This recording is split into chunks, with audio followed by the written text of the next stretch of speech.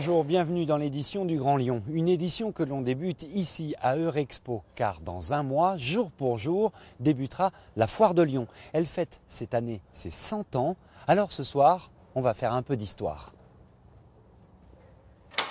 Il suffit de pousser la porte et d'entrer dans les archives de la foire pour tomber sur des trésors, des registres, des photos ou des affiches. L'on apprend alors qu'au Moyen-Âge, la foire était déjà intimement liée à la ville de Lyon et à son activité économique. Au début, la foire de Lyon, elle a eu lieu où? Elle a eu lieu sur les quais de Saône. Et sur les quais de Saône, il y avait quoi? Il y avait des gens qui exposaient leurs marchandises, qui les vendaient, etc. Et il y avait aussi des festivités. Il y avait les montreurs d'ours, les jongleurs, etc. Donc ça a continué. Mais à l'époque, vous ne veniez pas payer vos marchandises avec votre carte bleue. Donc il fallait avoir aussi du change. Donc la place du change à Lyon a été créée à ce moment-là, parce que c'est là où en fait les banquiers changeaient. Et c'est devenu une ville de banque. Pour la deuxième fois depuis la Libération, la foire de Lyon rouvre ses portes. Après l'époque médiévale, il y a l'époque moderne. C'est à Édouard Herriot que revient la paternité de la foire.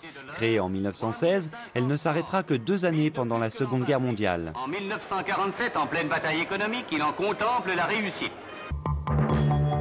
1985, la foire de Lyon arrive à Eurexpo. Certains regrettent son éloignement du centre-ville, mais elle attire toujours autant de monde.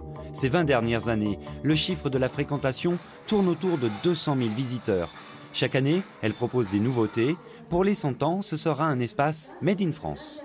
Quelque part, ça fait un peu le pendant en 1916. 1916, c'était pour contrer la guerre et la puissance de l'Allemagne. Et là, on est dans le Made in France. C'est aussi pour contrer tout ce qui vient d'ailleurs et dire il y a une vraie fierté lyonnaise et française de montrer nos produits aujourd'hui. En attendant le 18 mars prochain, Eurexpo semble attendre tranquillement le calme avant la tempête.